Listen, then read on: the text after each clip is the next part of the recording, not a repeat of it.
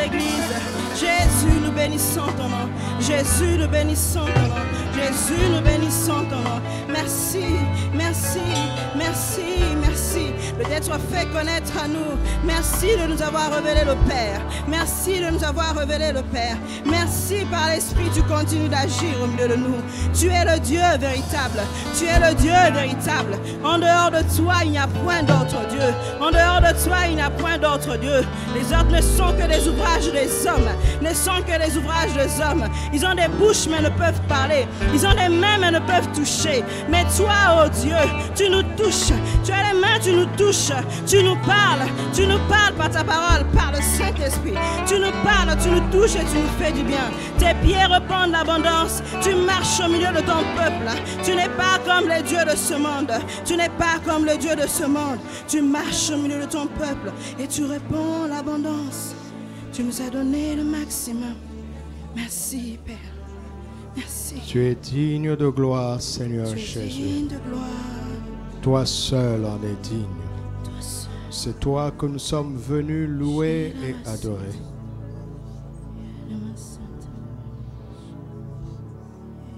C'est pour toi seul que nous vivons tous les jours. Car c'est toi qui nous as créés. C'est toi qui nous as sauvés. C'est toi qui nous gardes, qui veille sur nous nuit et jour. C'est toi qui nous as réunis ici, en ce jour. Ce culte est à toi, Seigneur. Notre bénédiction en tant que tes adorateurs, c'est de pouvoir t'écouter. C'est de pouvoir recevoir en réponse à l'adoration que nous montons vers toi, la parole de vie qui descend du ciel, qui émane de toi et qui nous touche par ton esprit. Parle-nous, Seigneur. Rencontre les besoins les plus profonds de nos cœurs et dirige-nous dans ta volonté parfaite. Au nom de Jésus-Christ notre Seigneur. Amen. Gloire à Dieu. Alléluia. Oh, merci Seigneur. Merci Seigneur. Alléluia. Sommes-nous heureux d'être là? Oh, merci Seigneur. Plus je médite sur le Saint-Esprit, plus je me rends compte que nous ne le connaissons très peu et plus je me rends compte que nous avons besoin de beaucoup de temps pour absorber sa parole, n'est-ce pas? Et pour le laisser agir en nous. Alléluia. Gloire à Dieu. Gloire au Seigneur Jésus. Amen. Salut ton frère, demande-lui s'il t'aime. Et vous allez savoir pourquoi. Est-ce qu'il t'aime?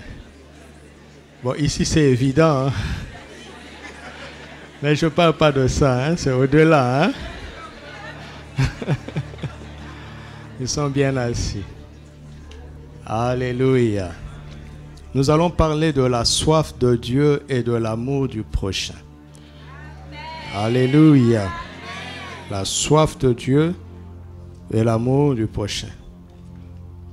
La parole du premier culte m'a traversé et elle m'a emmené à dire ce que je vais nous dire tout à l'heure. Parce que vous devez savoir que même le canal qui annonce la parole est édifié en même temps qu'il l'annonce, n'est-ce pas? Le robinet qui vous donne de l'eau est arrosé lui-même. C'est comme ça que ça fonctionne. Si la parole de Dieu sort de ta bouche et qu'elle ne te touche pas, il y a un danger. N'est-ce pas? Il y a un danger. Vraiment, il y a un danger. Si Dieu t'emmène à dire quelque chose qui ne te touche pas toi-même, va pleurer sur toi. Tu es en danger. Parce que là, tu fonctionnes comme un simple instrument. Nous ne sommes pas que des instruments, nous sommes les enfants de Dieu. Alléluia. Il se sert de nous, mais il nous aime aussi comme ses enfants. Nous sommes en relation avec lui. Nous ne sommes pas que ses serviteurs, nous sommes aussi ses enfants. Alléluia. 1 Corinthiens chapitre 12, verset 7. 1 Corinthiens 12, verset 7. Or, à chacun, la manifestation de l'Esprit, la manifestation du Saint-Esprit est donnée pour l'utilité commune. Alléluia. Je peux le lire autrement. Je peux dire, or, la manifestation de l'Esprit est donnée à chacun pour l'utilité commune. Si je retourne la phrase de cette manière, est-ce que c'est juste? Le contenu reste le même? Est-ce que le contenu reste le même? Je peux dire, or, à chacun, la manifestation de l'Esprit est donnée pour l'utilité commune. Ça, c'est ce qui est écrit. Je peux dire aussi, or, la manifestation de l'Esprit est donnée à chacun pour l'utilité commune. N'est-ce pas? Je peux dire aussi, or, virgule, pour l'utilité commune, virgule, la manifestation de l'Esprit est donnée à chacun. Vous voyez ça, n'est-ce pas? La manifestation de l'Esprit est donnée à chacun, pas à certains, mais à chacun. À chacun, pas à certains, mais à chacun. Il y a tellement de choses dans ce chapitre. Et je suis l'Esprit pour donner la portion qui convient. Par exemple, quand il dit, s'il avait dit que la manifestation de l'Esprit est donnée à tous, ou bien s'il dit la manifestation de l'Esprit est donnée à chacun, est-ce que c'est différent?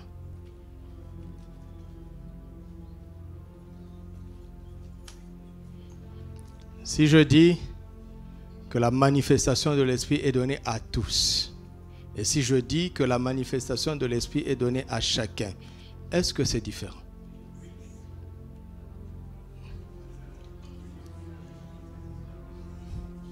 C'est votre langue, le français. Moi, c'est le parler en langue, ma langue. Alors, vous connaissez mieux le français que moi. Donc, expliquez-moi maintenant. Qui pense que c'est différent? Qui nous aide? Oui. Ah, j'aime comme ça. Tu as bien commencé. Mais il est midi, attention là. Vas-y. Si on donne un gâteau à tout le monde, je reprends le micro pour ceux qui sont en haut, oui.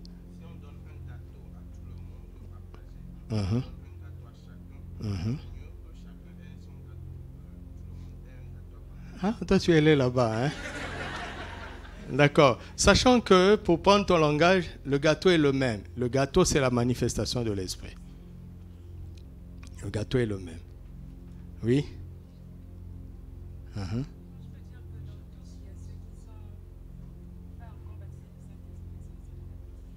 Ah, ça là, on doit aller s'asseoir à tes pieds pour que tu nous expliques mieux. Ancien. Voilà.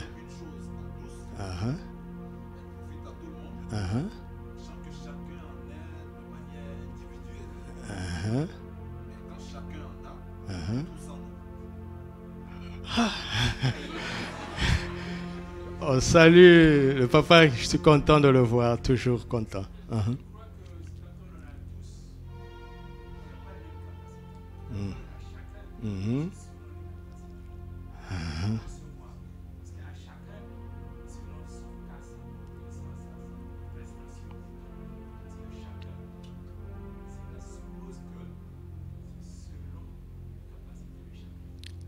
Ok, bon, laissez-moi parler alors.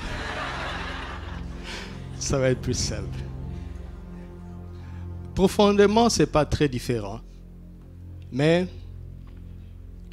ça peut laisser entendre certaines choses. Parce que quand on dit à chacun, tout le monde se sent concerné.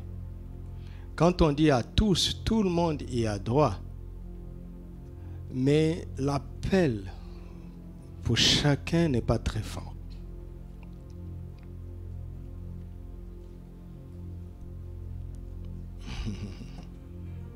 Regarde, Si je dis que tout le monde a droit à ceci, donc chacun a droit, n'est-ce pas? N'est-ce pas?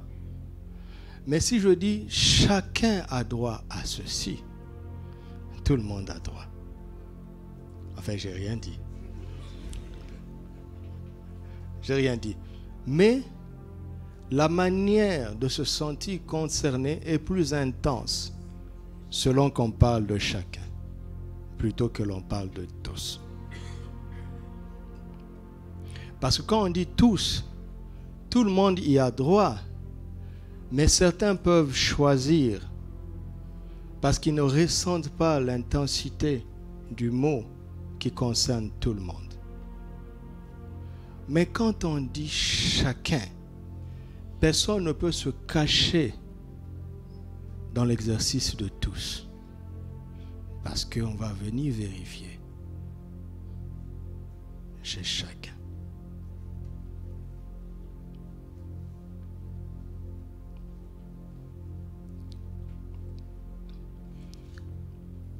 Et si on arrivait jusqu'à la fin de Aux Corinthiens, regardez la fin, la deuxième partie. Je vous dis ça parce que j'ai de l'avance d'avoir médité abondamment ce texte.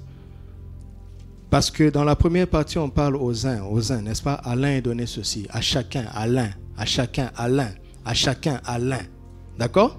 Mais plus l'homme avance, plus il évolue, plus le message commence à devenir beaucoup plus large. Et regardez dans la suite, il dit, verset 29, tous sont-ils apôtres? Tous sont-ils prophètes? Tous sont-ils docteurs? Bien sûr que non.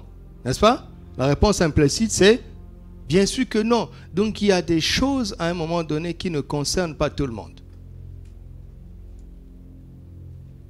Mais au début, il parle des choses qui concernent tout le monde parce que chacun est concerné. Alléluia. Alléluia. Et maintenant, regardons le verset 7 qui est notre texte pour ce culte. Il dit, à chacun la manifestation de l'esprit est donnée. Qui n'y a pas droit ici? Personne, n'est-ce pas? Nous sommes tous concernés parce que chacun est concerné, n'est-ce pas? À chacun, la manifestation est donnée, pas pour le plaisir de le donner à chacun, pas pour que certains se fassent voir plus que d'autres, mais dans quel but?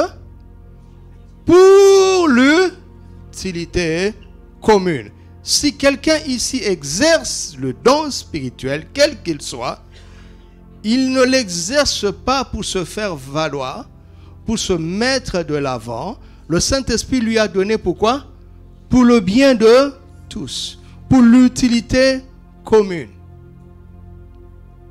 Donc, ce verset m'interpelle de deux manières. Premièrement, ce verset vient me dire que si je ne me sens pas concerné, je me trompe. N'est-ce pas? Et deuxièmement, ce verset veut me dire, si je ne me sens pas concerné, ne serait-ce pas parce que l'utilité commune, ce qui est bien pour tous, m'importe peu. Parce que si je veux le bien de tout le monde, alors je me rendrai disponible pour que le Saint-Esprit me rende capable de jouer mon rôle de sa part pour le bien de tous. Alléluia. Vous saisissez ça?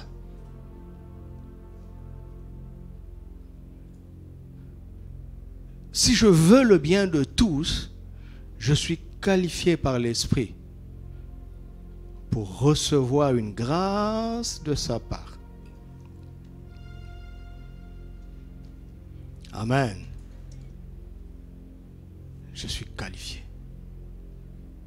Parce que je veux le bien de tout le monde. Je suis qualifié. Et le mot don de l'esprit dans ce texte, c'est charisme en hébreu. c'est le même mot qui parfois est traduit par grâce. Et écoutez-moi, c'est exactement le même mot. Charisme, qui parfois est traduit par don, qui parfois est traduit par grâce, qui veut simplement dire ceci: une faveur imméritée qui confère une capacité surnaturelle. Charisme, c'est une faveur imméritée qui, une fois qu'elle est reçue et acceptée, confère une capacité surnaturelle.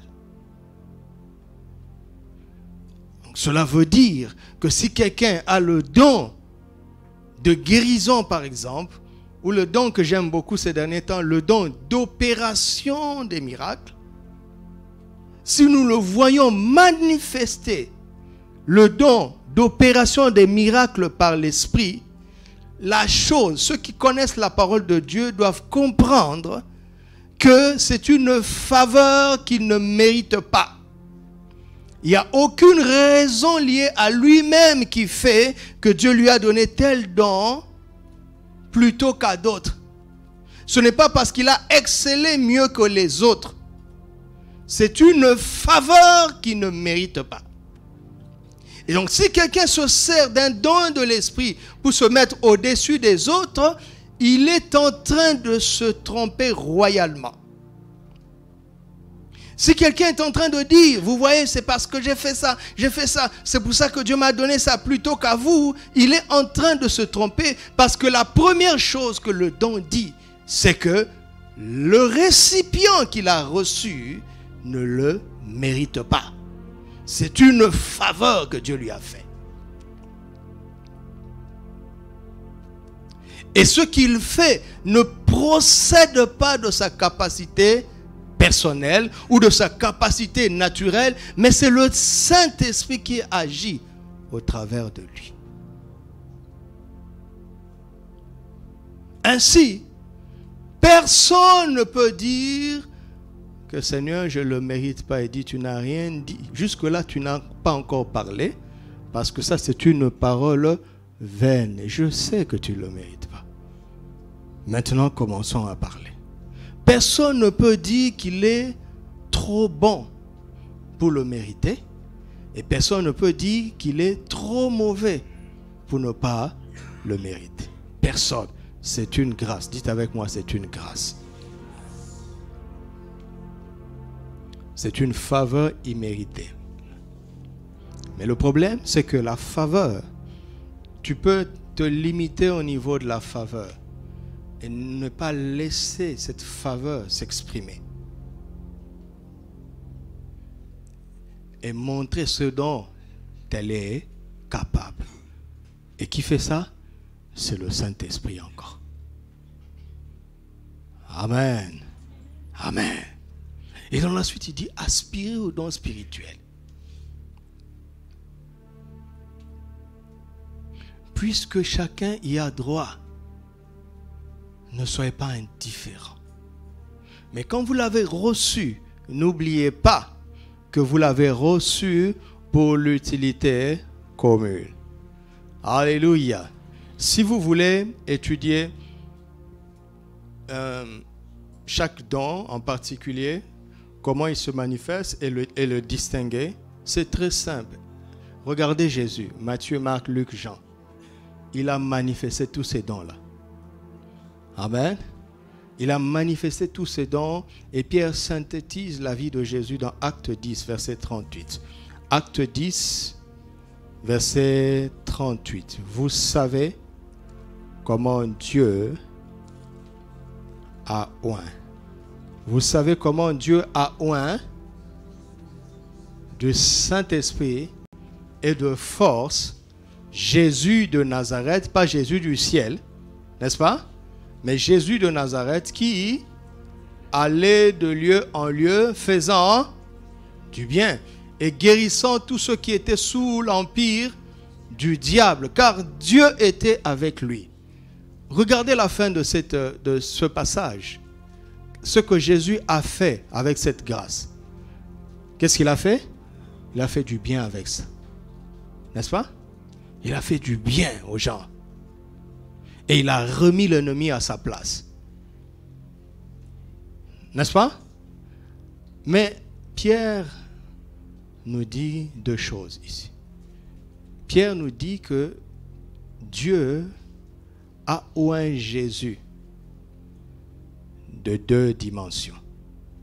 Il a d'abord oint de quoi? De qui? Il a oint le Saint-Esprit. Et ensuite, il a oint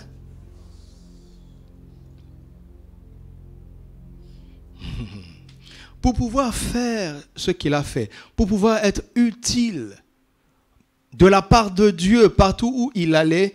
Jésus était conscient qu'il était oint de la force de Dieu, mais il était aussi conscient qu'il était oint de l'Esprit de Dieu.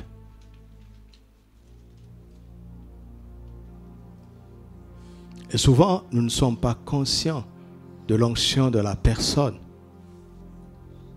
Et nous sommes plus conscients, ou plutôt nous recherchons plus l'onction de sa force.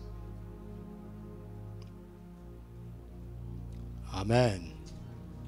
Regardez. Avec la manifestation de l'Esprit, on se rend utile pour les autres.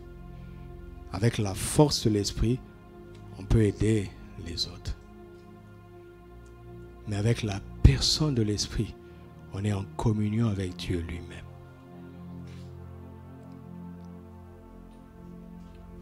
Et ne soyons pas des champions à la manière de Samson, qui n'avait aucune relation avec Dieu, mais qui manifestait la puissance de Dieu. Il a mal fini. N'est-ce pas? Alors, c'est ce qui nous emmène à cet équilibre que j'ai annoncé dans notre titre. Aimer son prochain nous poussera à chercher la force de Dieu pour l'aider. Amen. Mais avoir soif de Dieu nous poussera à entretenir notre communion avec lui. Parce que le diable n'a pas peur de ceux qui sont oints de force. Parce qu'il sait qu'il finira par les vaincre. La liste est longue de tous ces héros qui sont tombés. N'est-ce pas? La liste est longue. Papa Karambiri nous dit toujours que le diable a 6000 ans d'expérience. Il a 6000 ans d'avance sur nous. Il a fait tomber beaucoup de champions. Et il en fera encore tomber, malheureusement. Mais je prie qu'il en fasse tomber de moins en moins. Et je prie qu'il n'en fasse tomber aucun parmi nous.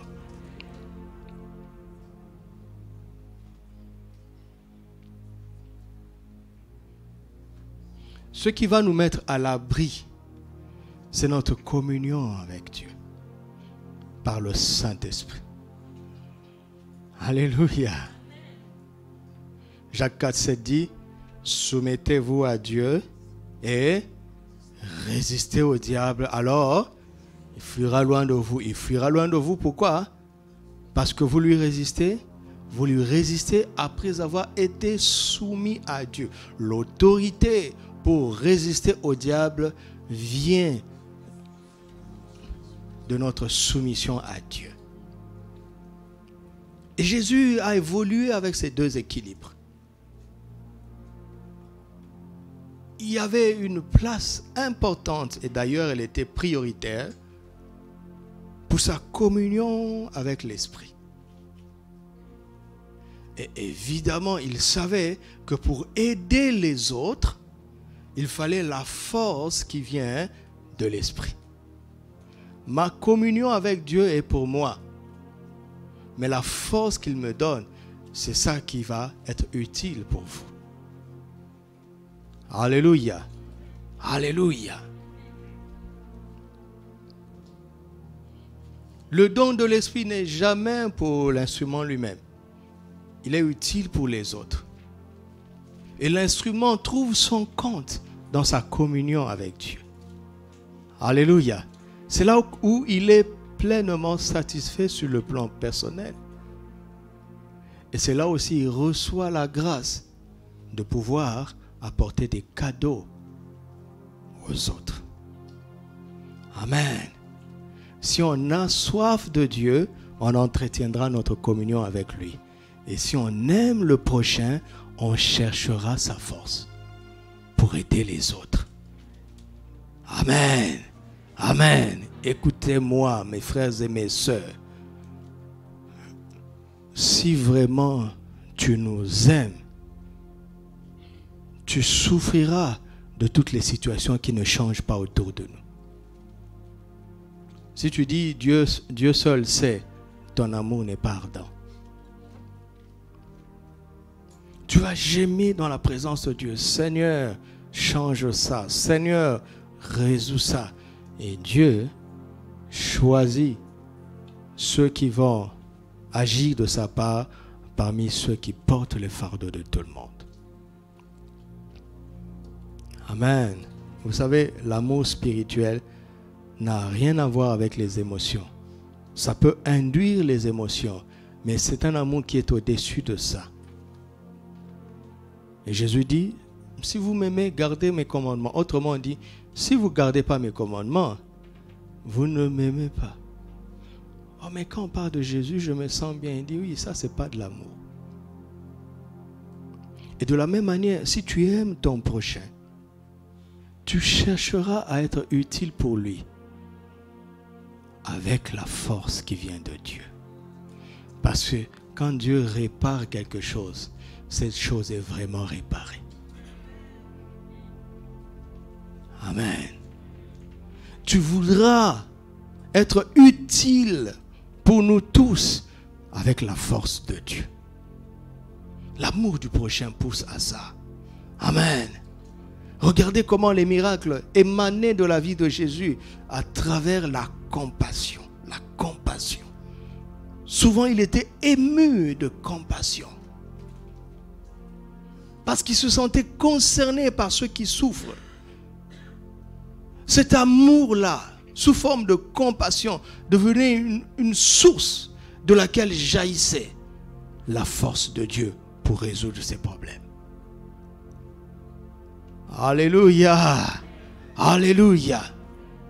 C'est l'amour du prochain qui fera que tu pourras parler avec sagesse. C'est l'amour du prochain qui fera que l'un d'entre nous pourra parler avec connaissance. C'est l'amour du prochain qui fera que l'un d'entre nous va manifester le don de foi. C'est l'amour du prochain qui fera que l'un d'entre nous va manifester le don de guérison, d'opération de miracles, de discernement des esprits, de diversité de parler en langue. C'est l'amour du prochain parce que mon frère ou ma soeur désirera ardemment se rendre utile pour tous.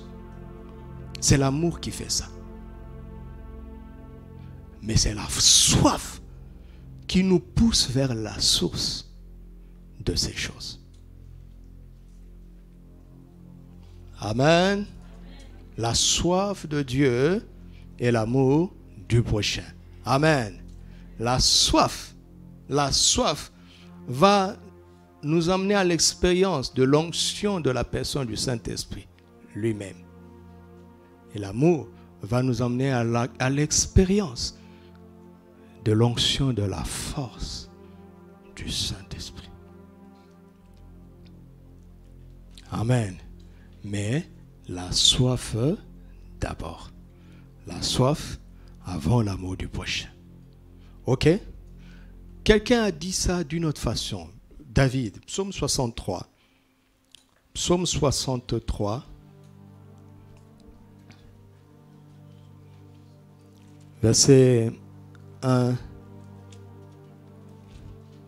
à 3. Psaume de David, lorsqu'il était où? Dans le désert de Juda. Ô Dieu, tu es mon Dieu et je te cherche. Mon âme a soif de toi. Mon corps soupire après toi dans une terre aride, desséchée sans eau. Ainsi, je te contemple dans le sanctuaire pour voir ta puissance et quoi? Et ta gloire. Je te contemple. Vous savez, j'ai tellement soif de toi que je vais dans le sanctuaire. Pour contempler. J'avais soif de toi, toi-même. Mais quand je vais dans le sanctuaire et que je commence à contempler, mes yeux spirituels s'ouvrent et je vois deux choses. Ta puissance et ta gloire. Alléluia. Exode 33, verset 18 va nous aider. Moïse fait une simple prière. Il dit, fais-moi voir ta puissance. Hein? Il dit quoi? Fais-moi voir ta gloire.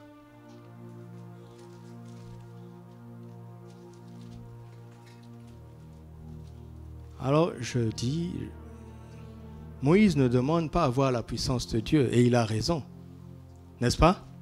Avec tout ce qu'il a vu en Égypte. Vous imaginez, n'est-ce pas? La puissance de Dieu qui s'est manifestée dans la vie de cet homme jusqu'à séparer la mer Rouge en deux et faire passer des millions de personnes.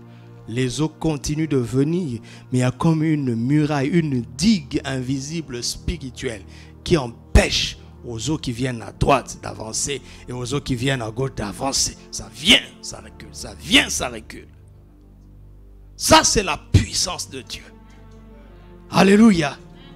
Mais beaucoup plus tard, Moïse va dire, fais-moi voir ta gloire. J'ai vu ta puissance, mais ta gloire, je ne l'ai pas encore vue.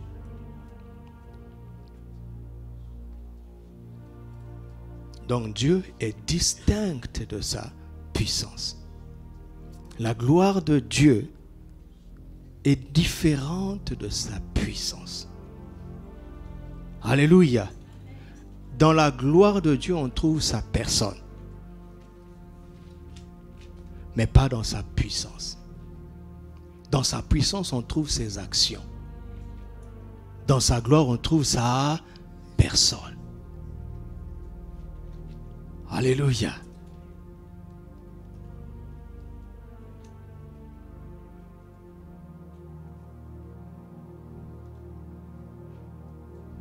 Et les dons de l'Esprit nous donnent sa force pour aider les autres. Mais n'oublions pas que ces dons viennent de la personne même, du Saint-Esprit lui-même.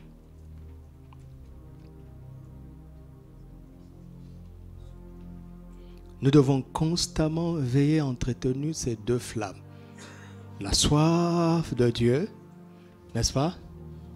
Et l'amour du prochain. La soif de Dieu nous amènera à l'expérience de sa gloire. L'amour du prochain nous amènera à l'expérience de sa puissance.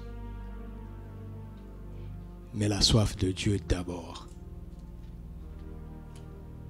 Et ne pas s'arrêter à la soif de Dieu, évidemment. Amen. Amen. Alors, nous allons avancer avec cet homme. Puisqu'il est d'abord question de soif. Parce que quand vous avez soif de Dieu, et David nous aide à le comprendre, quand vous avez soif de Dieu et vous allez à Dieu, vous finissez par découvrir qu'il y a sa puissance et il y a sa gloire. Dieu se sert des éléments de la vie pour nous apprendre des leçons spirituelles et des leçons éternelles. Par exemple, David a réalisé, il a transposé la réalité de la soif naturelle parce qu'il était dans le désert. J'ai jamais été dans le désert, mais ceux qui ont fait l'expérience du désert, ils disent, si tu n'as jamais marché dans le désert, en réalité, tu n'as jamais eu soif. Parce que la soif qu'on éprouve là-bas, c'est vraiment de la soif.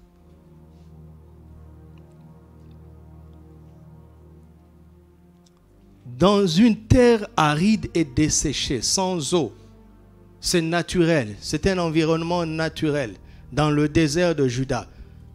David va partir de cette soif de l'eau naturelle dans un environnement aride naturel pour comprendre la soif de l'esprit dans le désert de ce monde pour être étanché par Dieu lui-même. David savait faire ça. Quand il regarde sa vie de berger, comment il se comportait avec les troupeaux, il va écrire le psaume 23, « L'Éternel est mon berger ». Et il transpose. Il transpose ce qu'il faisait avec les brebis tous les jours. Il le transpose. Il se rend compte que Dieu aussi le traite de la même manière. Amen. Amen. Maintenant, je veux vous montrer quelque chose. Allons dans 1 Corinthiens 12. Nous avons lu le verset 7. On va voir comment Paul entraîne les gens pour arriver là-bas. Commençons au premier verset. Pour ce qui concerne les dons spirituels, le spirituel, dans le grec c'est le spirituel, je ne veux pas, frères, que vous soyez dans l'ignorance. On balaye la question de l'ignorance.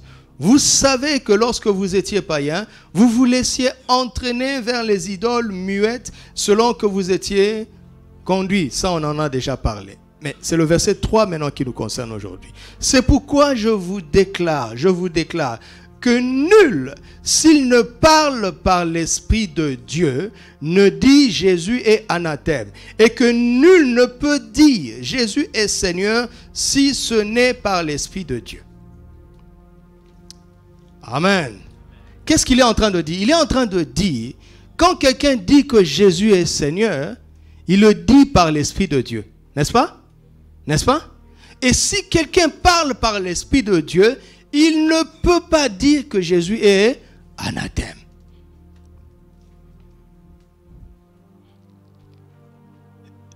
Quelqu'un a dit que Jésus est Seigneur aujourd'hui? Quand nous l'avons loué, n'est-ce pas? C'est par l'Esprit de Dieu que tu l'as dit. Regardez comment Paul est en train de simplifier les choses. Pourquoi? Parce que quand il commence à parler des dons de l'Esprit, verset 8, en effet, à l'un est donné par l'Esprit quoi? Une parole de sagesse. À un autre, une parole de connaissance. Selon qui? Le même Esprit. À un autre, la foi. À un autre, le don de guérison par le même Esprit. À un autre, le don d'opérer des miracles. À un autre, la prophétie. À un autre, le discernement des esprits. À un autre, la diversité des langues. À un autre, un seul et même Esprit opère toutes ces choses, les distribuant à chacun selon, en particulier, comme il le veut. Alléluia, alléluia, alléluia. Regardez, c'est très simple parce que le don de la parole de sagesse est une parole. N'est-ce pas?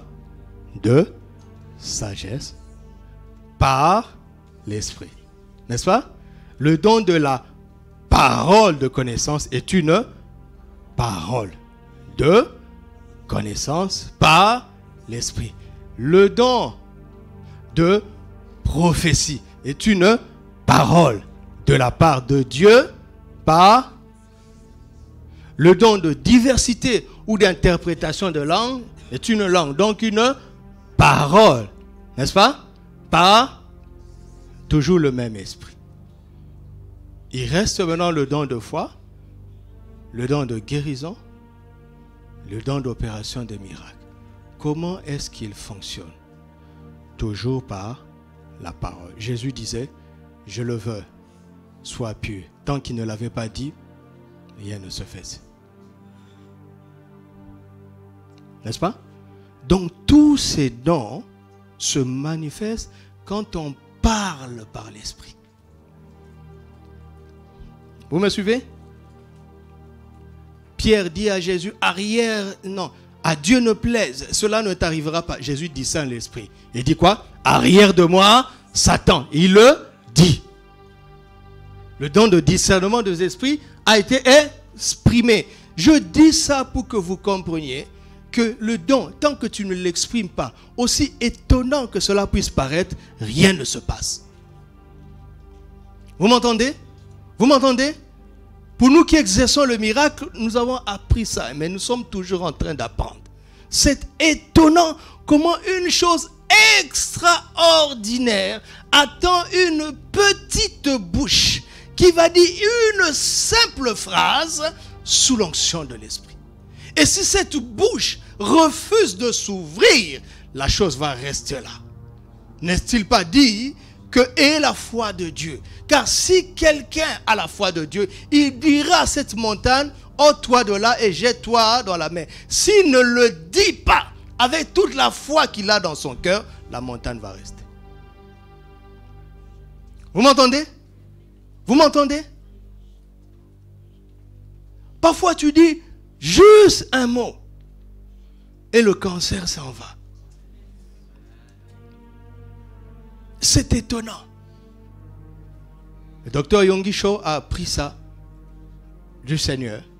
Quand il a commencé à apprendre qui est le Saint-Esprit, il vivait des temps forts dans la communion.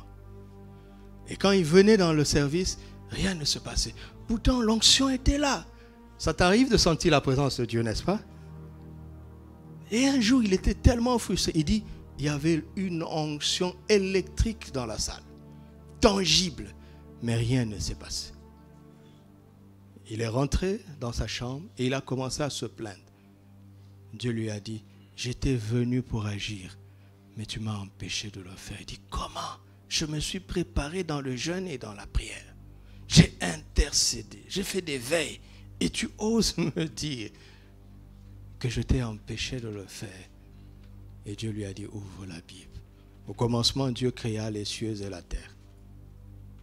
La terre était informe et vide. Il y avait des ténèbres à la surface de l'abîme. Et l'Esprit de Dieu se mouvait. Et Dieu lui a dit, l'onction qu'il y a eu au culte, c'est la même onction qu'il y avait au commencement. Mais ça ne change rien. Tant que je n'ai pas dit que la lumière soit. Toute l'onction qui était disponible ne pouvait pas produire la lumière. Il est sorti de là avec le message intitulé « Apprendre à parler sous l'onction du Saint-Esprit ». Amen. Qui veut faire ça? Quand tu te réveilles le matin, tu adores le Seigneur, tu médites la parole de Dieu et tu commences à prier en réponse à la parole. Ne quitte pas ta chambre sans faire des déclarations sous cette onction. Parce que si tu te tais, il y a des choses qui ne se produiront pas. Pas parce que Dieu ne t'a pas exaucé, hein? Mais parce que tu n'as pas parlé. La vie et la mort sont au pouvoir de quiconque l'aime en mangera le fruit. Mais ce texte est extraordinaire parce que Paul est en train de nous apprendre des choses extraordinaires dans une très grande simplicité. Quand nous considérons l'idée de pouvoir dire une parole de sagesse par l'Esprit, dire une parole de connaissance par l'Esprit, dire une prophétie par l'Esprit, nous disons waouh, oh waouh, quel jour j'arriverai là-bas, quel jour je pourrai parler moi aussi par l'Esprit et dire ce genre de choses. Paul dit, as-tu déjà dit que Jésus est Seigneur? Tu as déjà dit que Jésus est Seigneur? C'est par qui que tu le dis? Celui qui t'a fait dire que Jésus est Seigneur, ne peut-il pas te faire parler avec sagesse? Ne peut-il pas te faire parler avec connaissance? En fait, tu as déjà commencé. Tu as compris ça? Tu as déjà commencé. Quand tu as confessé Jésus comme ton Seigneur, tu as déjà exercé tous les dons. Le jour de ta nouvelle naissance, tu as déjà exercé le don maximal. Tu as déjà dit la phrase la plus belle que le Père ait jamais aimé entendre. Alors si tu as dit plus, tu peux dire moins. Alléluia. Vous savez, on mystifie les choses pour rien. Parce que la vérité est que si nous nous rendons disponibles, c'est l'Esprit qui distribue comme il le veut. Donc il n'y a aucune pression de notre côté. N'est-ce pas? N'est-ce pas? Mais nous ignorons l'école maternelle. Là où il a déjà commencé à nous entraîner. Il dit, la louange que tu rends à Jésus, ce n'est pas ta parole. Ce n'est pas ta parole, mon ami. C'est le Saint-Esprit qui a parlé en toi. Alléluia. Toute l'adoration que nous avons faite tout à l'heure, mais c'est une manifestation de l'Esprit. Mais comme il n'y a pas eu de frisson, on néglige ça. Vous m'entendez? Est-ce que vous saisissez ça?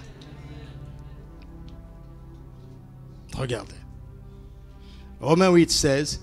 L'Esprit lui-même rend témoignage à notre esprit que nous sommes enfants de Dieu. Et verset 14. Car ceux qui sont conduits par l'Esprit sont appelés fils de Dieu. Et voilà, là, nous les prédicateurs, nous disons, vous savez, il y a le témoignage intérieur de l'Esprit. Ça, c'est pour les enfants. Et il y a la direction de l'Esprit. Ça, c'est pour les fils. Je dis oui. Mais comment est-ce qu'il dirige les fils? Hein? Comment est-ce que le fils sait qu'il doit aller à gauche ou qu'il doit aller à droite? Comment est-ce qu'on est dirigé par l'Esprit? Comment est-ce qu'on saura que l'Esprit veut que j'aille à droite? Il faut qu'il nous le dise, n'est-ce pas?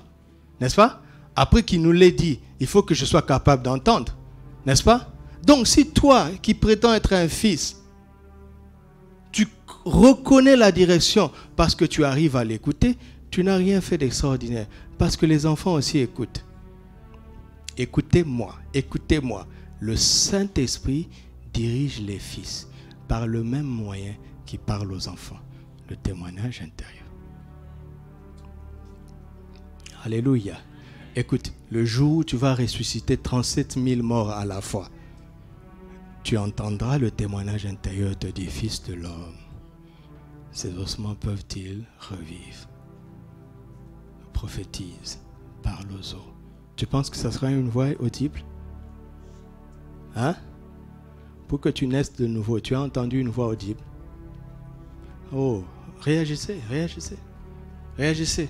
Tu as entendu boum boum boum boum des tonnerres. Mon fils, reçois Jésus, sinon tu vas en enfer. Je suis fatigué de tes péchés, tu sens mauvais. C'est ça? Jamais. Tu as été convaincu au fond de toi. Alléluia. Quand il est écrit que Dieu dit à Abraham de quitter, comment ça s'est passé? Il a entendu des tonnerres. La parole de Dieu lui fut adressée.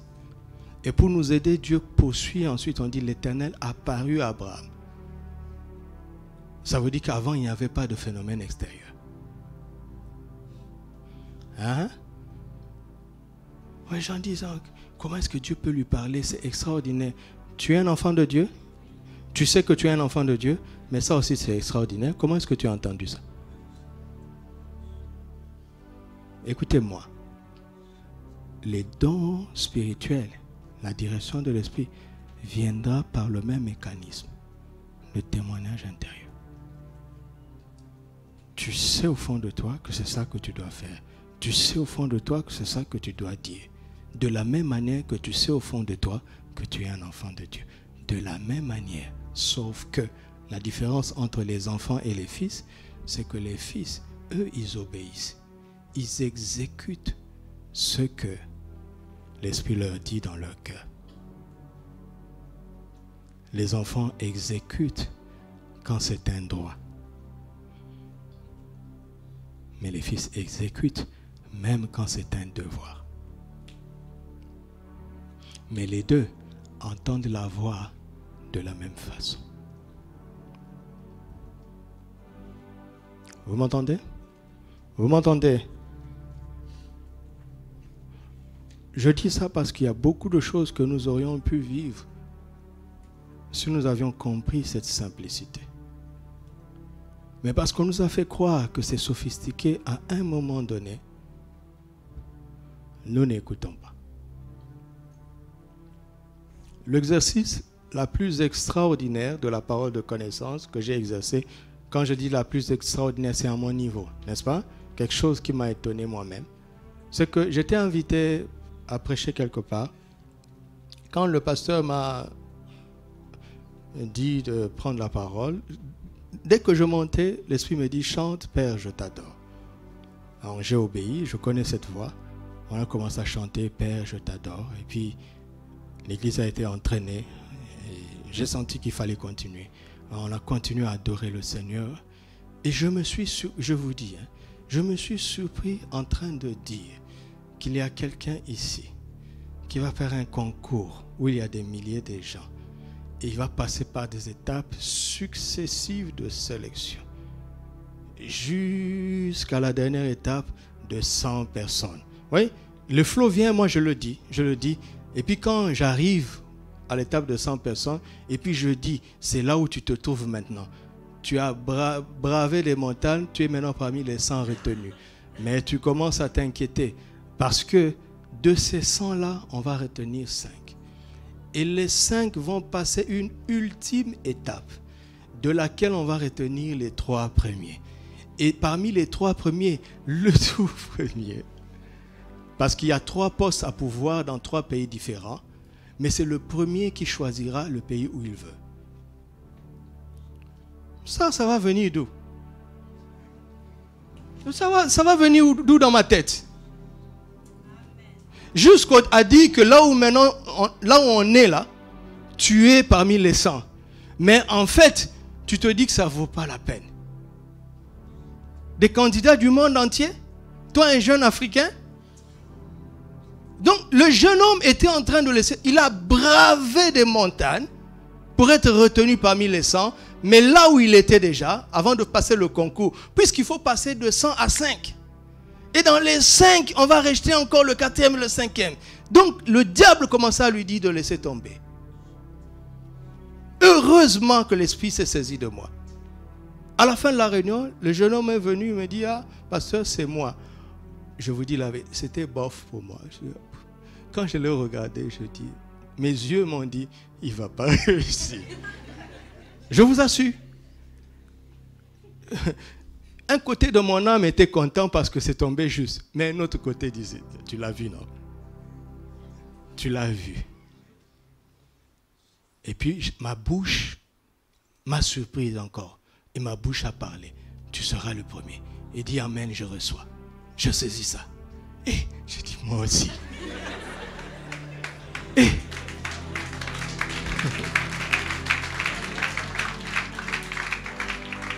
donc quand je rentrais à la maison, regardez comment la tête tournait. Tu as déjà parlé jusqu'à 100, c'était bon. Tu aurais dû te taire. Ce que Dieu va faire, il va le faire quand même. Maintenant, regarde, l'enfant là, il va être déçu après. Je chantais pour oublier ses pensées. Vous savez quoi? Quelques mois plus tard, il était le premier. Attendez, c'est pas fini. L'histoire n'est pas finie. Il a choisi son pays. Et le garçon, 2 ans plus tard, il m'a appelé. Comme je ne suis pas sur Facebook, je ne suis pas facile à trouver. 2 ans plus tard, il a trouvé l'occasion, il m'a appelé, il dit, pasteur, la parole là que tu as dite, c'est comme si elle habite en moi et continue à travailler au-delà de ce que je t'avais dit. Partout où on envoie ce garçon, la succursale de son entreprise explose les chiffres, bat les records. Et là où il était, leur succursale a battu les records nationaux et le directeur a endossé ça sur lui. Alors que c'est lui qui faisait des exploits. Mais le siège à Londres s'est dit, ce directeur a toujours été là. On n'a jamais eu ça. Ils ont envoyé un inspecteur. Allez voir qu'est-ce qui se passe là-bas. Et l'inspecteur est venu, il a fait l'audit et il a attribué ses records au jeune homme. Mais comme il est le pote du directeur, il lui a dit, en réalité, voici ce que je suis fait. Le rapport que je vais envoyer, c'est que c'est le jeune homme. Il a dit ça à son pote. Maintenant, la bénédiction a attiré des problèmes. Le directeur a commencé à regarder le jeune homme comme son adversaire parce que c'est lui qui va prendre le trône, pensait-il. C'est là que le petit a cherché mon numéro. Vous avez vu, non? Maintenant, là, vous n'acclamez plus, vous voyez, hein? Quand ça marchait, il m'avait oublié. On va t'oublier comme ça, parce que ça ne vient pas de toi. Si on t'oublie, ce n'est pas grave. De toute façon, ce n'était pas toi. C'est ce qu'il faut savoir. Ce qu'il faut savoir. Donc il m'appelle, il me dit, ça chauffe. Je lui ai dit, mais regarde, qu'est-ce que tu avais confessé avant? Que cette parole fonctionne jusqu'aujourd'hui, laisse-la fonctionner. Alors le directeur s'est arrangé. On a envoyé le petit dans une succursale du village, dans les oubliettes. Vous savez quoi? Là encore, il a battu les records. Aujourd'hui, il est le représentant national. Il est le boss de son directeur. Ça, je n'avais pas vu ça. Vous voyez tout ce que Dieu peut faire à partir d'une obéissance, d'une expression.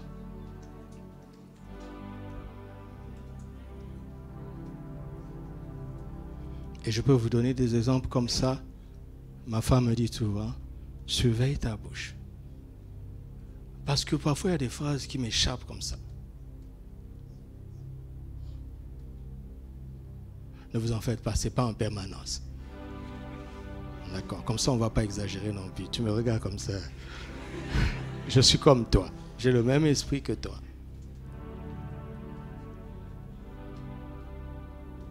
Pourquoi? Parce que le Saint-Esprit veut que ces choses nous accompagnent en permanence. Pas au culte seulement. Alléluia. Quand Jésus exerçait les dons spirituels, c'était à la synagogue? Hein? Quand Joseph a parlé au pharaon, c'était dans le temple? Il y avait même des prêtres, des idoles. Mais c'est pas grave. Vous savez que c'est pas grave, non? Celui qui est en nous est plus grand que celui qui est dans ce monde.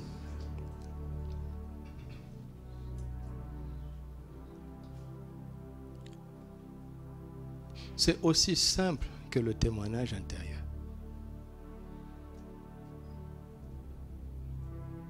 Le témoignage intérieur a sauvé nos vies plusieurs fois. Beaucoup, infiniment plus que les prophéties que nous avons reçues de l'extérieur. Infiniment plus. Tout le monde dit ça, ça paraît beau, mais je veux y aller. Je ne sens pas. Et puis je laisse. Et quelques mois plus tard, waouh, heureusement que j'avais laissé. Alléluia. Une personne voulait nous aider. C'était une situation dramatique et on avait besoin de son aide. Et quand les gens qui nous mettaient à l'étroit se sont rendus compte que telle personne voulait nous aider, ils sont allés raconter des histoires à mon sujet. Ils ont raconté des histoires. Alors que nous, on passait tellement par des temps difficiles et cette nuit-là, je n'arrivais pas à dormir. Et le lendemain, la personne qui voulait nous aider nous a appelés. Le plan était parfait. Il avait les possibilités de nous aider. Il a dit, je veux le faire. Enfin, on était exaucés. Je rentre la nuit, je n'arrive pas à dormir. Alors je vais au salon pour prier. Le Saint-Esprit dit en mon cœur, j'ai quelque chose contre toi. Je dis, Seigneur, qu'est-ce que j'ai encore fait? Je suis fatigué.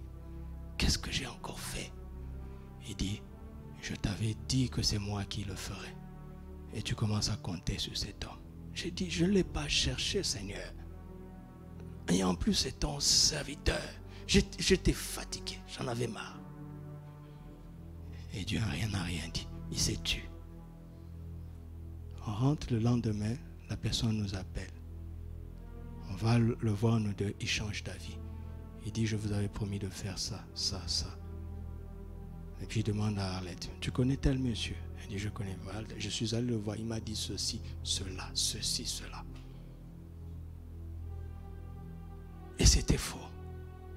Arlette a voulu dire, mais c'est faux. Le monsieur dit, non, c'est pas à toi que je parle. C'est à Doudou que je parle. Puisque c'est de moi qu'il a parlé, le monsieur. Et pendant qu'il parlait, je me souvenais de la parole de la veille. Ce que j'ai contre toi, c'est que tu commences à compter sur lui. Donc j'étais préparé. Il a dit qu'il va me lâcher. Dieu m'avait déjà prévenu. Je n'ai rien dit. Et puis il insiste à la fin, il dit, tu n'as rien à dire. J'ai dit, je ne peux pas vous contredire. Et d'ailleurs, je ne peux pas contredire cette personne aussi respectable. Et puis il me dit, c'est tout. J'ai dit, oui, c'est tout. On rentre déçu. Chacun va dans son coin. Le téléphone sonne. Il m'appelle, il dit, viens tout seul, sans Arlette. J'en avais marre. Si je n'avais pas été bien éduqué, j'allais lui dire, monsieur, tu as déjà dit que tu ne vas pas nous aider, hein? Laisse-moi tranquille. Mais là, maintenant, c'est l'éducation qui m'a aidé. J'ai pensé à ma mère. J'ai dit, ok, je suis venu. Et puis il me dit, assis-toi. Quand on m'a dit de telles choses, je savais que c'était faux, mais c'était tellement gros pour cette personnalité. J'ai dit à Dieu, je vais dire ça à Doudou. Je vais lui dire que je le lâche. S'il ose se défendre, c'est que le monsieur a raison. Quand il a parlé à Dieu comme ça, quand Dieu a fini par causer avec lui, il est venu me réveiller. Ce que j'ai contre toi. Vous voyez comment ça fonctionne? Il n'y avait pas de tremblement de terre. Il n'y avait pas de tonnerre. Il y avait juste un témoignage à l'intérieur. Que personne ne te trompe. Hein? Ah, j'ai beaucoup de choses à vous dire. Regardez, je vais vous dire deux choses et je vais m'arrêter. C'est promis que je vais m'arrêter vite. 1 Corinthiens 12, verset 3. Parce que la base est ici dans le verset 3. La base est ici. C'est pourquoi je vous déclare que nul, s'il ne parle par l'esprit, ne dit Jésus est anathème. Que nul ne peut dire que Jésus est Seigneur si ce n'est par l'esprit. Vous avez remarqué que j'ai pris là ce qu'on doit dire. N'est-ce pas? Par l'esprit. N'est-ce pas? Par l'esprit, on dit que Jésus est Seigneur. Maintenant, regardons ce que Paul est en train de faire. C'est extraordinaire. Si tu rates les premiers versets, tu ne vas pas bénéficier de toute la puissance de don de l'esprit. Maintenant, si on est conduit par l'esprit, il y a quelque chose qu'on ne peut pas dire. Jésus est anathème. On ne peut pas le dire. Regardez, quand la femme de Job lui dit, regarde avec tout ce que tu as perdu. De toute façon, tu es en train de mourir, non? Maudit Dieu et meurt. Dans tout son délire, Job ne pouvait pas dire ça. Il a dit beaucoup de choses qui ont déplu à Dieu. Hein? Mais dans tout son délire, il ne pouvait pas maudire Dieu. Parce que dit que Jésus est anathème. Le mot anathème veut dire ceci. Le mot anathème veut dire qu'il soit maudit. Mais ça, c'est une simplification exagérée. Il veut dire qu'il soit maudit et qu'il soit voué, exposé à la malédiction. C'est-à-dire qu'il soit maudit et que dans la suite, il ne lui reste plus aucun autre choix que d'être maudit et de continuer à être maudit. Ah, voilà ce que ça veut dire. Qu'il soit maudit et qu'il demeure maudit. Qu'il soit maudit de telle sorte que même si une possibilité d'être un petit chouïa béni arrive, qu'il ne la trouve jamais. Vous voyez? C'est pour ça qu'on a laissé anathème là. Parce que c'est anathème qui va nous aider à comprendre ce que l'Esprit ne veut pas qu'on dise. Pourquoi? Parce que Jésus a été maudit une fois. Galates 3,16. Christ nous a rachetés de la malédiction de la loi. Selon qu'il est écrit, maudit soit quiconque est pendu au bois. Donc, Jésus a été maudit. Mais attention, une seule fois, il a été maudit, mais il n'est pas anathème. Parce qu'après avoir été maudit, il n'est plus voué voué à la malédiction. Il ne sera plus jamais maudit. Donc, il est en train de dire profondément ceci. Si tu es conduit par l'Esprit, tu vas comprendre l'œuvre de la croix. Ton langage va procéder de la croix. Alléluia. Tu comprends qu'il est maudit une fois, mais qu'il ne peut plus l'être. Tu comprends qu'il a pris nos malédictions, mais qu'il ne va plus les prendre. Tu comprends qu'il s'est fait pécher, mais il s'appelle le Saint. Tu comprends qu'il a été rejeté. Maintenant, il est attaché au Père à jamais. Ça s'est fait une fois, mais ça ne se répétera plus jamais. Mais ça s'est fait une fois. Il faut que ça se passe une fois. Pourquoi? Justement, quand Jésus a été maudit, qu'est-ce que cela nous apporte? Galates 3, 14. Qu'est-ce que ça nous apporte? Et le fameux esprit par lequel tu vas parler. Et le résultat de la première et la dernière malédiction de Christ à la croix. Alléluia!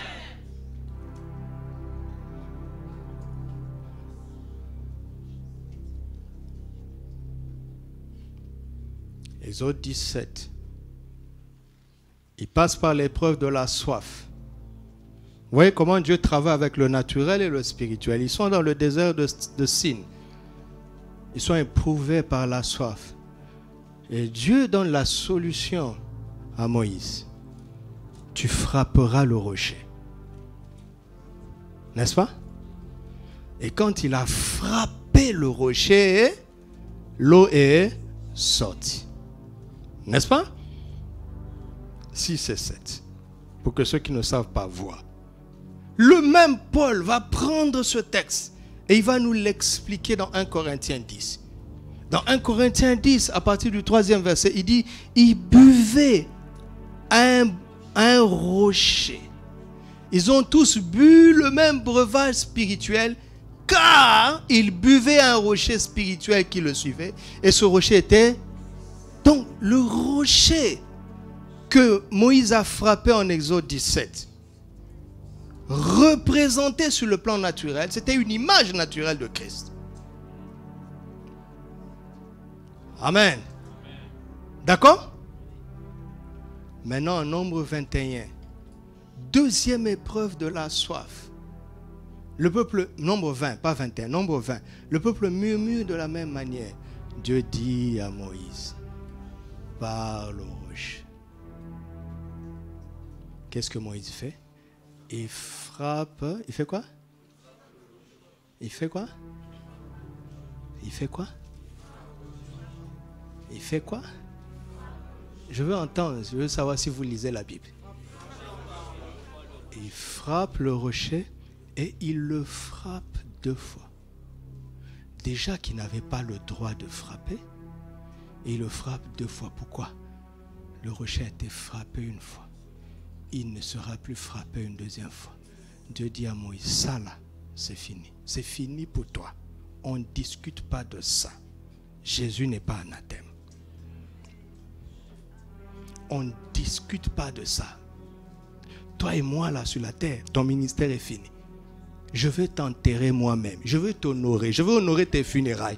Mais tu ne continues pas. Parce que mon fils là a été maudit une fois. Ça a été la plus grande peine de ma vie. Je ne permettrai pas qu'il soit frappé 2 fois. Tout ce que nous avons à faire, c'est de parler maintenant au rocher. On ne le frappe pas. On dit, Seigneur, regarde. Qu'est-ce que cette malédiction fait ici? Tu l'avais pris à la croix?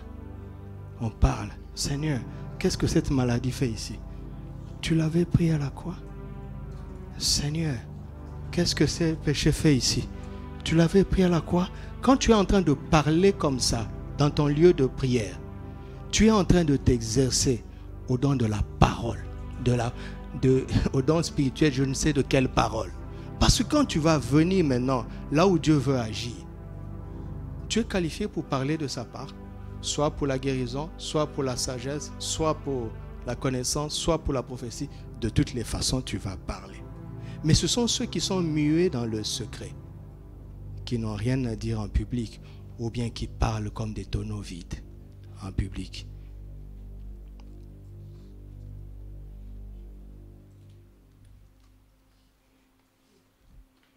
Alors, qu'est-ce que je conclus ici? Et je vous conseille d'aller maintenant méditer Jean 4. Vous voyez comment Jésus fait pour que cette source coule. C'est encore une question de soif là-bas. Jean 7, la même chose. Mercredi, on va continuer dans Jean 7. Mais qu'est-ce qu'on fait maintenant? Tu dois, chacun d'entre nous doit exprimer sa soif de Dieu et son amour pour le prochain dans la présence de Dieu. Alléluia. La plupart des réponses que Dieu a données à ceux qui ont agi, ils n'ont pas eu ça en plein culte. C'est pour ça que nous sommes faibles comme ça. Parce qu'après le message comme ça, nous cherchons maintenant à écouter. Mais je vous en supplie, et ça fait quelques semaines maintenant que je vous dis, si chacun d'entre nous se prépare à la maison avant de venir au culte, tu ne viens pas ici comme un spectateur, tu auras une contribution pour l'utilité commune, parce qu'on a tout laissé sur les pasteurs. Dans les actes des apôtres, ça ne fonctionnait pas comme ça. Les pasteurs ont leur rôle. Mais on a dit à chacun, non? Vous ne me suivez plus, hein? Chacun, c'est qui? Vous savez, j'ai assisté à beaucoup de réunions d'onction. J'ai eu la grâce d'être invité dans des... Pas pour prêcher, ne vous en faites pas, hein? C'est pas pour prêcher. Mais j'ai été invité dans de grandes réunions des serviteurs de Dieu où il y a des grands ministères. Mais il y a quelque chose qui me peine à chaque fois. C'est de voir que nous sommes là, tous comme des spectateurs, en attendant le one-man show de l'homme de Dieu. Ce n'est pas le modèle de Dieu. Vous n'êtes pas d'accord avec moi? C'est pas l'homme de Dieu qui a fait ce qu'il doit faire. Lui, il a joué son rôle. Mais la Bible dit à chacun. Amen. Et c'est ce que moi j'aime avec Papa Karambi, c'est ça. C'est qu'il ne se met pas au centre. Il ne fait pas le one-man show. Il dit, voici ce qui est écrit, tous ensemble, nous pouvons faire. Voici ce que moi j'essaie de faire. Voici ce que chacun doit essayer de faire à partir de la même parole et du même esprit. Mais ça commence par la soif. La soif que nous avons de Dieu. Amen. Et l'amour que nous avons du prochain. La manière dont nous nous sentons préoccupés par ce qui touche mon frère ou ma soeur. C'est ça qui nous qualifiera pour être un instrument de bénédiction. Alléluia. Alléluia. Écoutez-moi, nous allons adorer le Seigneur pour que tu saches déjà que tu es déjà en train de parler en esprit. Amen. Tu es déjà en train de parler en esprit. Et à chaque fois qu'il voudra te faire parler pour manifester un certain don, il n'aura pas du mal. Parce que tu connais déjà son langage. Amen. Alléluia. Tu es assis sur ton trône élevé. Et tout dans les cieux te rend la gloire. Alléluia. Alléluia.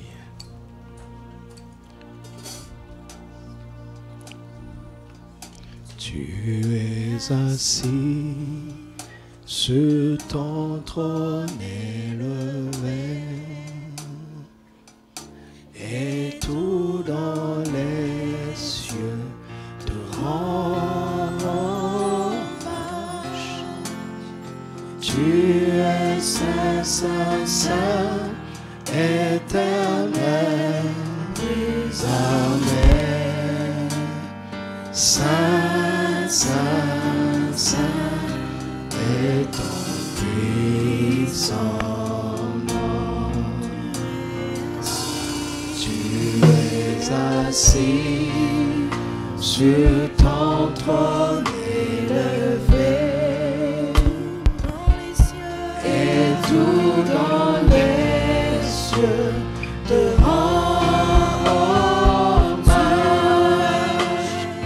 Tu es saint, saint, saint, éternel des armées, saint, saint, saint est ton puissant nom. Tu es assis sur ton trône élevé, et tout dans les cieux te rend hommage.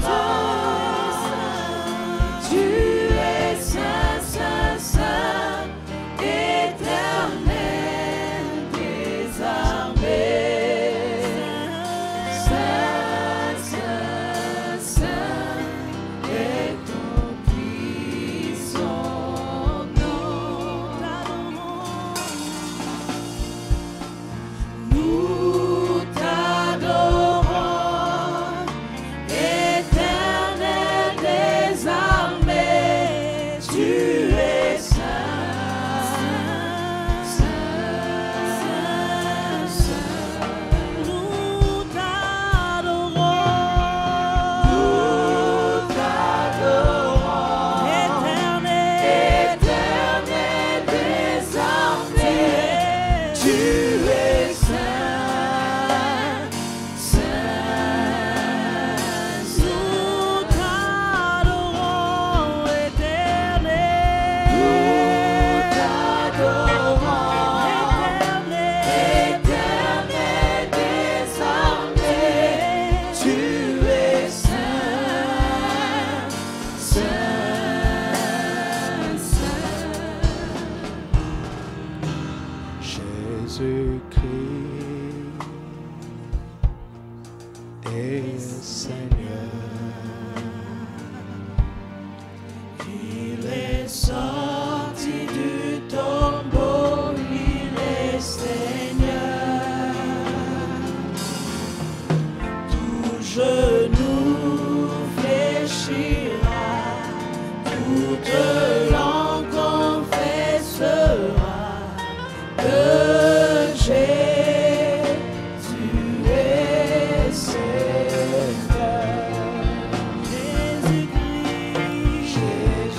Jésus-Christ, il est Seigneur. Il est Seigneur. Sorti du tombeau, il est sorti.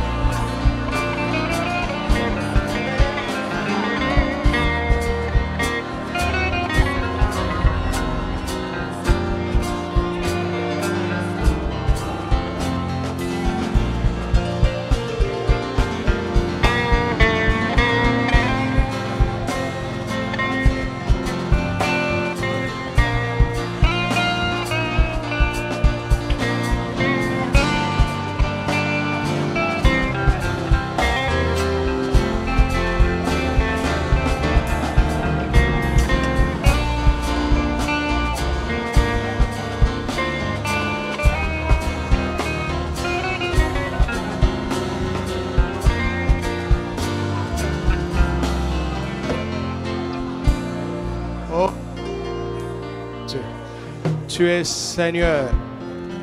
Sagesse est sans limite. Omniscient. Tu sais toutes choses. Ta connaissance n'a pas de limite. Ta parole est pleine de vie, Seigneur. Oh, tu es au-dessus de toute puissance, de toute domination, de toute autorité. Tu as autorité sur la maladie. Tu opères des miracles, des signes et des prodiges. Personne n'est semblable à toi. Tu es grand. Nous bénissons ton saint nom. Nous élevons le nom de Jésus au-dessus de toutes choses. Merci d'être une malédiction à notre vie. Nous sommes bénis de toutes sortes de bénédictions dans les lieux célestes, parce qu'un jour, tu as absorbé en toi, à la croix, toutes les malédictions qui incombaient sur nous. Tu as absorbé sur toi à la croix toutes nos maladies, nos infirmités. Tu t'es chargé de nos douleurs et de nos iniquités, afin que nous soyons guéris, afin que nous soyons sauvés, soyons justifiés et que nous devenions la justice.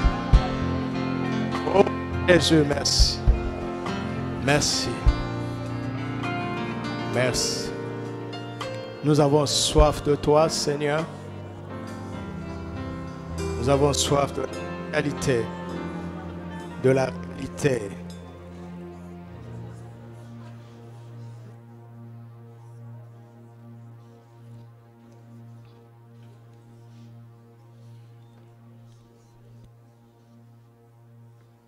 Nous avons soif de toi, Seigneur. Ce n'est pas une tradition qui nous a réunis ici.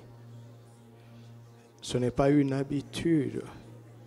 Mais nous sommes venus par la foi, poussés par l'Esprit, pour te rencontrer, pour te célébrer, pour communier avec toi. Fais-nous voir ta gloire. Oh Dieu, oh Père, fais-nous voir ta gloire.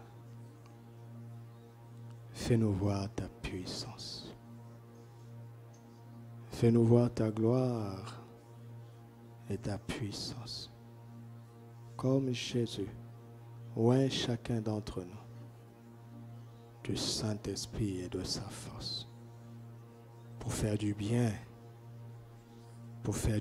tous les jours autour de nous et pour arrêter les œuvres de l'ennemi, pour arrêter les œuvres de celui qui détruit. Oint-nous de ton esprit et de sa force. Merci Seigneur. Merci Seigneur.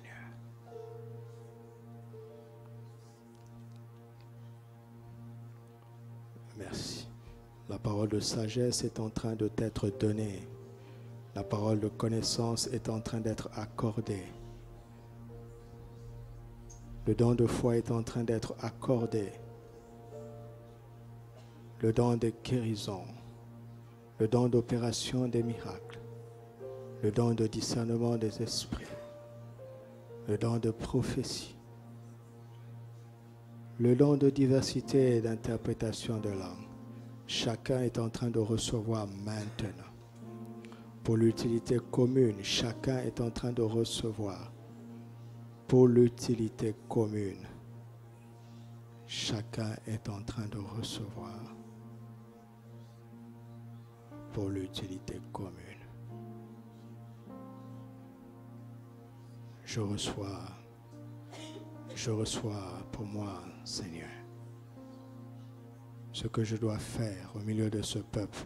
Je reçois cette faveur imméritée, cette capacité surnaturelle de faire de ta part ce qui est utile pour nous tous. Je reçois au nom de Jésus. Et je prie que chacun reçoive maintenant au nom de Jésus. Chacun reçoit maintenant au nom de Jésus. Chacun reçoit maintenant au nom de Jésus. Chacun reçoit maintenant au nom de Jésus. Cela vient dans ton esprit. Cela se dépose dans ton cœur. Au nom de Jésus. Père, je te remercie, car je suis confiant et je suis convaincu que tu l'as fait. Je te rends la gloire. Je te remercie.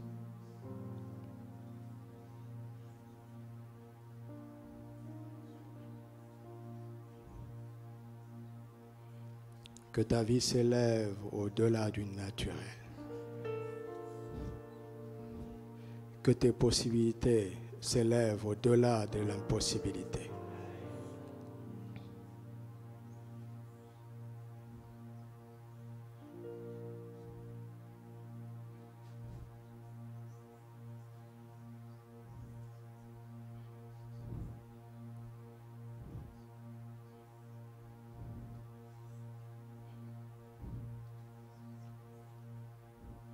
Dieu va te donner des projets qui dépassent tes moyens, afin que tu saches que c'est lui qui est ta source et que tu entres dans les possibilités dans lesquelles tu ne serais jamais entré par toi-même.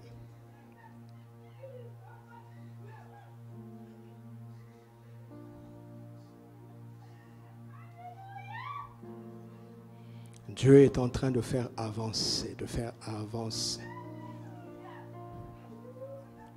Maintenant, tous ceux qui ont stagné pendant longtemps dans une étape reçoivent la force de l'Esprit pour avancer. Au nom de Jésus, je brise toute stagnation maintenant.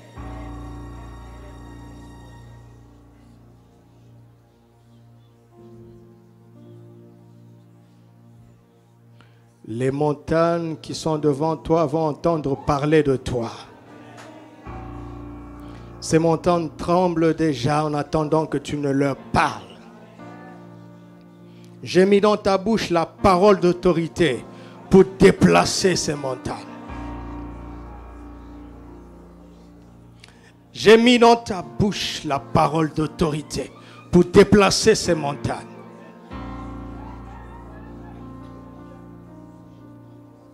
Oh, Sintabro, Yaker, Yantebrana Goshem. Zarabanteteria tikroman taradago sante. Lembrande galion tarabashinte regademran. Rasento kobon tabranta derede. Zigramanto riaconte badere shatnarake. Segri antora ki mantebranera dogo sheke terebada. Rizante rama nakori antera dabrina rakosanterede. Oh. Shabrene ricontaria tiramando raba senteria taradaga. Lekenteria tarababa. Shandoro dogonte. Limrano koria sinte brane daradada.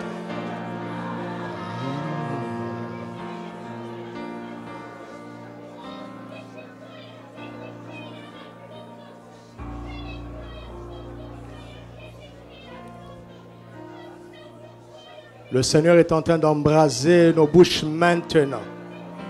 Il est en train d'embraser nos bouches maintenant. Du feu sortira désormais de ta bouche. Du feu sortira désormais de ta bouche. Oh Chatarabanteriaka. Il embrase ta bouche maintenant. Il consume toute parole vaine. Ta bouche n'a pas été faite pour des paroles vaines. Ta bouche n'a pas été faite pour des paroles vaines. Ta bouche n'a pas été faite pour proférer la mort ou le mensonge. Ta bouche est pleine maintenant de paroles de vie, de grâce et de vérité. De paroles de vie, de grâce et de vérité. La sagesse de Dieu sort de ta bouche. La connaissance de Dieu sort de ta bouche. Les prophéties sortent de ta bouche. La vie, la guérison sort de ta bouche. Les miracles, les signes et les prodiges sortent de ta bouche. Le discernement sort de ta bouche. Les langues du ciel sortent de ta bouche. Au nom de Jésus, recevez maintenant. Recevez maintenant au nom de Jésus. Recevez maintenant au nom de Jésus.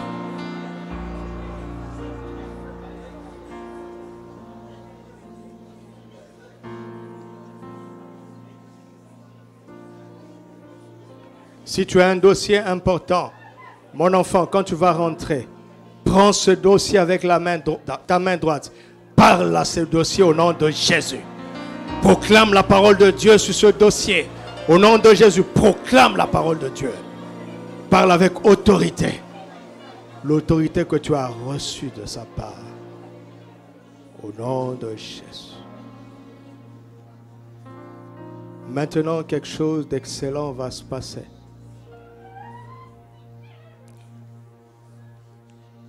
Père, je te prie d'illuminer les yeux de nos cœurs, afin que nous puissions prendre conscience des besoins et des difficultés qui sont autour de nous, pour que nous nous disposions à être des instruments entre tes mains pour apporter la vie, pour apporter les réponses, pour apporter les solutions. À partir de maintenant, le miracle de la compassion se produira en chacun. À partir de maintenant, le miracle de la vision se produit en chacun. Nous ne nous regarderons plus de la même manière. Nous ne nous considérerons plus de la même manière. Nous n'aurons pas peur de l'ampleur des besoins ou des difficultés. Car nous regarderons toutes choses dans la perspective de Dieu. Dans la perspective de Dieu. Dans la perspective de Dieu. Dieu est en train de susciter ici des David. Et écoutez-moi, cela ne concerne pas que des frères. Ça concerne aussi des sœurs. Les Goliaths ne seront plus des géants à vos yeux. Les Goliaths ne seront plus des géants à vos yeux, mais de simples incirconcis. Ce que tout le monde craint ne te fera pas peur, parce que tu sais que Dieu est avec nous. Celui qui est en nous est plus grand que celui qui est dans ce monde.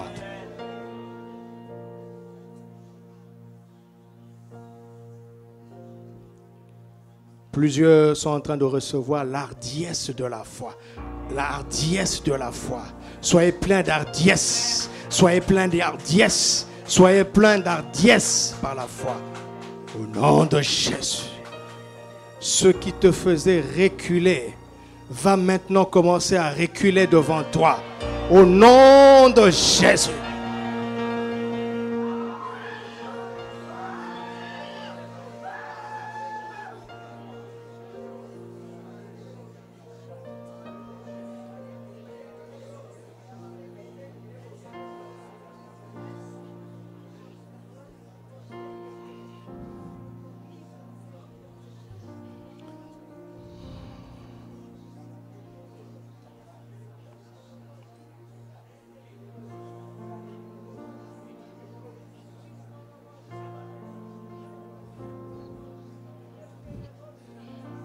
Je mets un terme à toute action de l'ennemi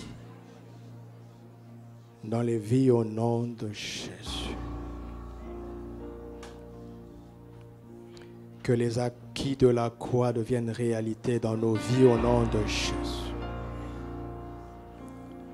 Jésus-Christ est le Dieu béni éternellement.